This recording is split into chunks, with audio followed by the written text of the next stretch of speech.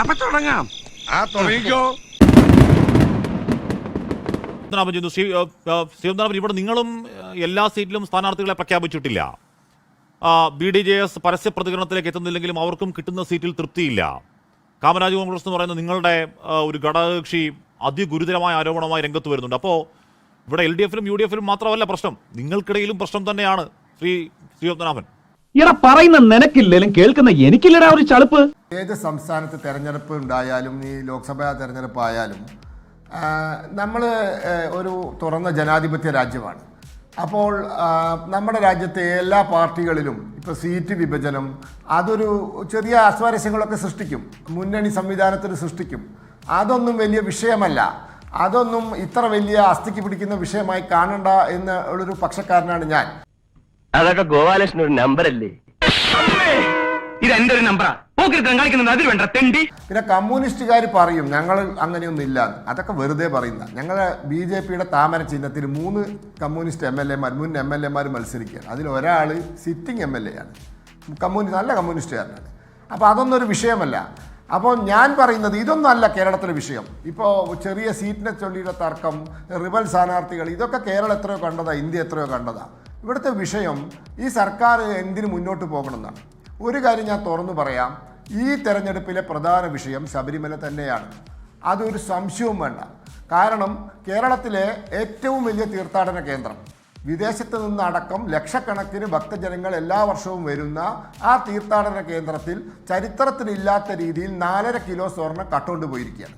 കട്ടുകൊണ്ട് പോയത് മറ്റാരുമല്ല, CPM-ന്റെ മുൻ MLA ആണ്. 30-ാം വയസ്സിൽ CPM MLA ആയ പത്മകുമാറും CPM-ന്റെ കേഡറായ വാസുവും ഒക്കെ ചേർന്നിട്ടാണ് ഇത് കട്ടുകൊണ്ട് പോയത്. ഈ കളവ് തന്നെയാണ് ഈ തെരഞ്ഞെടുപ്പിലെ പ്രധാന വിഷയം. അതോടൊപ്പം കോടികൾ പൊടിച്ച് പണ്ട് വിയറ്റ്നാം കോടതിയിൽ കുതിരവട്ടം പപ്പുവട്ടം പറയുന്നുണ്ട് ടാസ്കി വിളി മാധവിയമ്മേന്ന്. അതേപോലെയാണ് 12 ലക്ഷം രൂപയ്ക്കാണ് ടാക്സി വിളിച്ചത് ഈ അയ്യപ്പ സംഗമത്തിന്.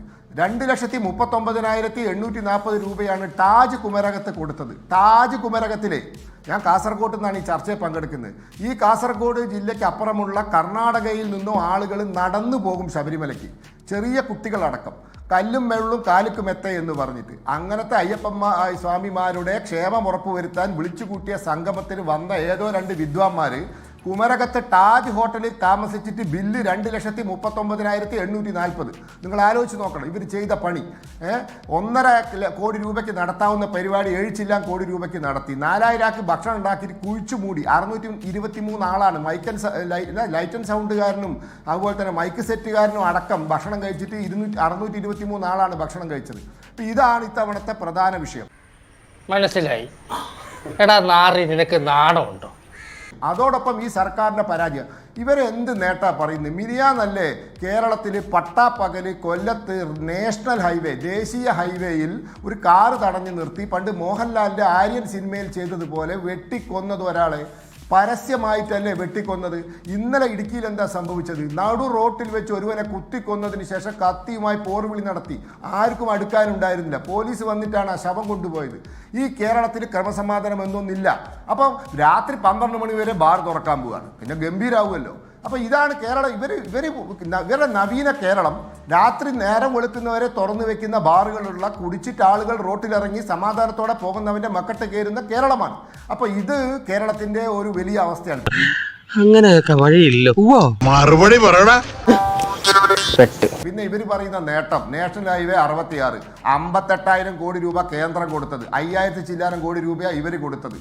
ഗെയിൽ പൈപ്പ് ലൈൻ പദ്ധതി കേന്ദ്ര സർക്കാരിൻ്റെ പദ്ധതി. ജൽജീവൻ മിഷൻ 50-50.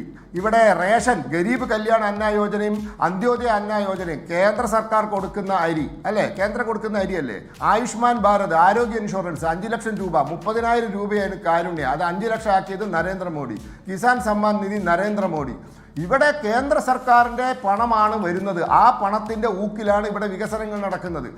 1,526 കോടി രൂപയുടെ PM ശ്രീ പദ്ധതി ഒപ്പിടണ്ട എന്ന് തത്വത്തിൽ തീരുമാനിച്ചിട്ട് രാത്രി തലയിൽ മുണ്ടിട്ട് ഡൽഹി പോയി ഒപ്പിട്ടിട്ട് പൈസ വാങ്ങാൻ നോക്കി. പക്ഷേ ഇവർ പിടിച്ചു, CPI-ക്കാർ പിടിച്ചപ്പോൾ പ്രശ്നമായി. ഇവിടുത്തെ സർക്കാർ ആശുപത്രികൾ ആയുഷ്മാൻ ആരോഗ്യ മന്ദിർ എന്ന് പേരിടാൻ പറഞ്ഞപ്പോൾ വീണ ജോർജ് പറഞ്ഞത് സൗകര്യമില്ല എന്ന് കത്തയച്ചിട്ടുണ്ടെന്നാണ്. ഇപ്പൊ പേര് മാറ്റിയല്ലോ.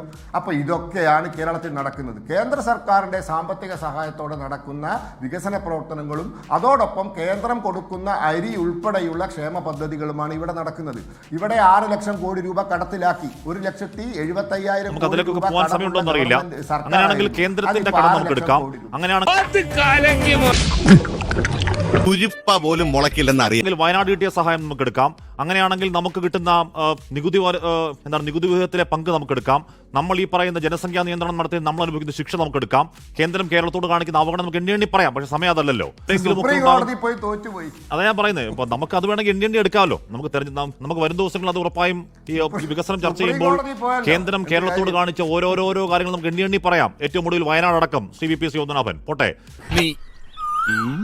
നടക്കണ കാര്യം സുജിൽ മാക്കുറ്റി ഇവിടെ ശരി ഓക്കെ സുജിൽ. കേരളത്തിന്റെ കടത്തെക്കുറിച്ചെല്ലാം അവർ സംസാരിക്കുകയാണ്. ആരാ സംസാരിക്കുന്നത്? BJPയുടെ നേതാവാണ്.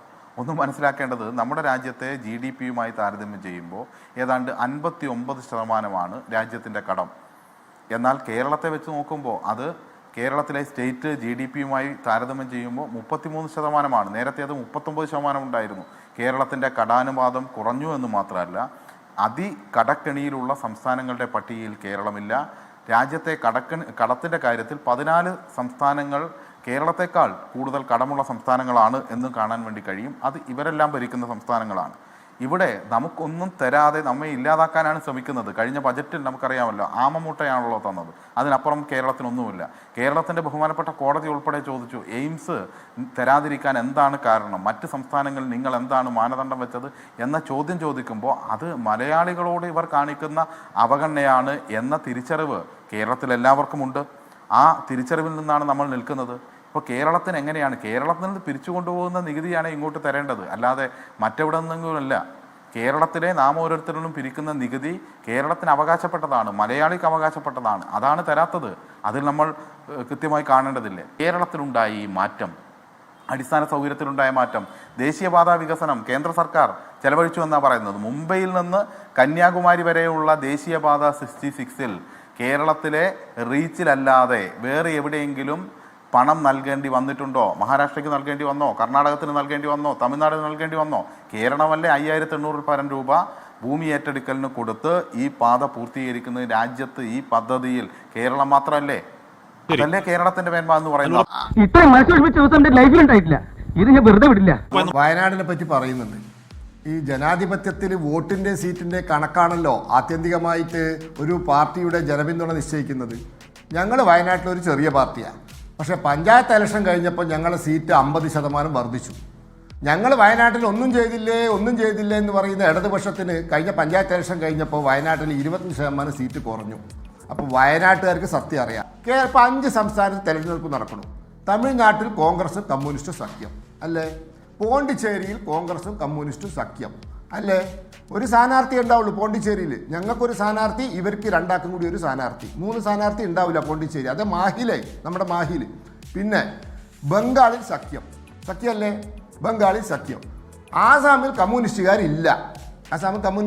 അതുകൊണ്ട് സഖ്യമില്ല. കമ്മ്യൂണിസ്റ്റുകാരുള്ളത് കുറച്ച് തമിഴ്നാട്ടിലും കുറച്ച് പോണ്ടിച്ചേരിയിലും കുറച്ച് പശ്ചിമ ബംഗാളിൽ ലേശം ബാക്കിയുണ്ട്. അപ്പോൾ ഇതൊക്കെ സഖ്യമാണ്. ഇവർ തമ്മിൽ എന്താ വ്യത്യാസം? അതുകൊണ്ട് TK ഗോവിന്ദൻ കോൺഗ്രസ് പോയി മത്സരിച്ചാൽ അതൊരു വിഷയമല്ല. TK ഗോവിന്ദൻ മാത്രമൊന്നുമല്ല, G സുധാകരൻ കോൺഗ്രസ് പിന്തുണയോടെ മത്സരിക്കാൻ പോവുകയാണ്. അതേപോലെ തന്നെ PK ശശി കോൺഗ്രസ് പിന്തുണയോടെ മത്സരിക്കാൻ പോവുകയാണ്. അതിനൊന്നും വലിയ വിഷയമൊന്നുമില്ല. കമ്മ്യൂണിസ്റ്റ് പാർട്ടിയിൽ നിന്ന് BJPയിലേക്ക് ആരെങ്കിലും വന്നാലോ BJPയിൽ നിന്ന് ആരെങ്കിലും കമ്മ്യൂണിസ്റ്റ് പാർട്ടിയിലേക്ക് പോയാലേ വലിയ മാറ്റമുള്ളൂ. അപ്പോൾ കേരളത്തിൽ ഞാൻ പറയുന്നത് മാറ്റം, നാട്ടികയിലത് മാറ്റമാണ്, വൈക്കത്തേത് മാറ്റമാണ്, ദേവികുളത്തേത് മാറ്റമാണ്. കാരണം എന്താ? കമ്മ്യൂണിസ്റ്റ് പ്രസ്ഥാനത്തിൽ തൊഴിലാളി വർഗ സർവാധിപത്യത്തിൽ വിശ്വസിച്ചിരുന്ന കമ്മ്യൂണിസ്റ്റുകാരൻ്റെ പാർട്ടിയിൽ നിന്നും ഒരാൾ ഹിന്ദുത്വവാദികളായ ഞങ്ങളെ കൂടെ വരുന്നു. വെസ്റ്റ് ബംഗാളിൽ ഒരു സിറ്റിംഗ് MLA വന്നിട്ട് ഇപ്പോൾ അയാൾ 2 പ്രാവശ്യം MP ആണ്, ഗഗൻ മുർമു എന്ന് പറഞ്ഞിട്ട്. അപ്പോൾ അതൊക്കെയാണ് മാറ്റം. അല്ലാതെ കോൺഗ്രസ് കമ്മ്യൂണിസ്റ്റ് പോകുന്നതിൽ എന്താ തെറ്റ്? നീ എന്നെക്കാൾ സ്മാർട്ടാണെന്നാണ് നിന്റെ വിചാരം? തൽക്കാലം ഇത്രയും മതി. വരട്ടെ.